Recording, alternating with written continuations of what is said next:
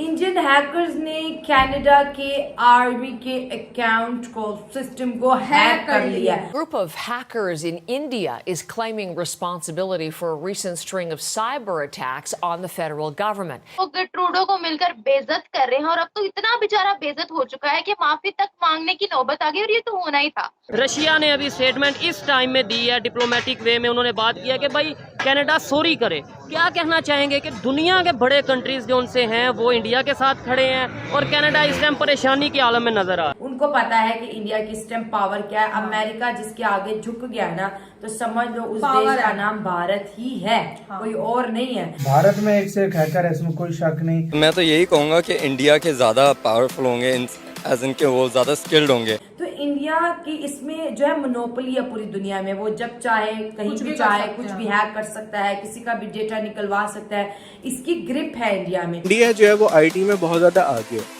तो उसी लिहाज से उनके हैकर्स भी पाकिस्तान से आगे हैं। आज के जमाने में अगर खुद को बर्बाद करना है तो इंडिया से आप क्या ले लो, पंगा ले लो, जिसे बोलते हैं जंग मोल ले लो। उसके बाद आपका सिस्टम भी हैक, आपकी इकोनॉमी भी जैम, आपके वीजे भी सस्पेंड, आपको इंडिया आइसोलेट कर देगा। ये इंडिया की इस वक्त पावर है पूरी दुनिया में। हेलो गाइस, स्वागत है आपका अफेयर गॉसिप्स न्यूज में। तो वीडियो में आगे बढ़ने से पहले हर बार की तरह फिर से एक बेनती है, चैनल को सब्सक्राइब करिएगा और बेल आइकन दबाना मत भूलिएगा। तो दोस्तों, अभी हाल ही में ही आपने सुना होगा कि कैनेडियन मिलिट्री की जो वेबसाइट है, बट हाँ उसमें मैं ये भी ऐड कर दूं कि अगर हम कैनेडियन मिलिट्री की बात कर रहे हैं तो उसमें एयरफोर्स, नेवी और आर्मी भी शामिल है। तो ये जो इनकी वेबसाइट है ये कुछ समय के लिए शट डाउन कर दी गई थी और बताया ये जा रहा था कि इंडियन हैकर्स ने किया था और ये कुछ प्राइवेट हैकर्स थे इंडिया में जिनका ये काम था। और फिर वही लोग क्लेम कर रहे हैं कि हमने एज इंडियंस कनाडा की जो मिलिट्री की वेबसाइट थी उसको हैक किया था। तो खैर देखते हैं अब इस पर पाकिस्तानी मीडिया क्या कहता है। देखिए, हम बात करते हैं आईटी की, इंफॉर्मेशन टेक्नोलॉजी की, हम बात करते हैं वेबसाइट्स की, इंटरनेट की दुनिया की, जिसे बोलते हैं ना कि एक ब्लैक वेबसाइट होती है। अगर हम उसकी बात करें तो इंडिया की इसमें जो है मोनोपोली है पूरी दुनिया में। वो जब चाहे कहीं भी चाहे कुछ भी हैक कर सकता है, किसी का भी डेटा निकलवा सकता है।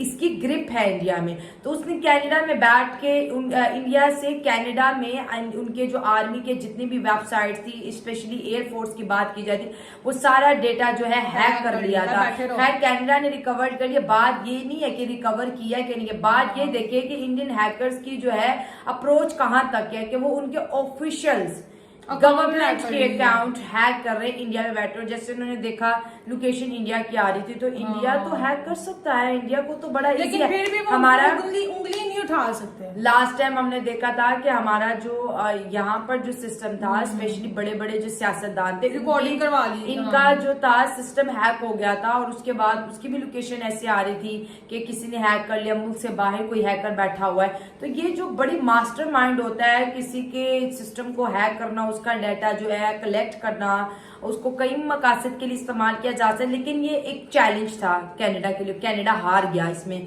लेकिन मैं ये कहूंगी खालिस्तान और कनाडा का जो सिलसिला शुरू है, जितनी मार ट्रूडो को अपने कनाडा के अंदर पड़ी है ना, इतनी कहीं नहीं पड़ी। और जहां पर बात होती है खालिस्तानियों का, जहां पर कहना है कि इंडियन यहाँ पर क्यों क्या कर रहे हैं, इंडियन है तो कनाडा है, ये बात हमेशा याद रखो। Billion of dollar Canada India से कमा रहा है, इंडियन प्रोडक्ट से, इंडियन फैमिली से, इंडियन स्टूडेंट से।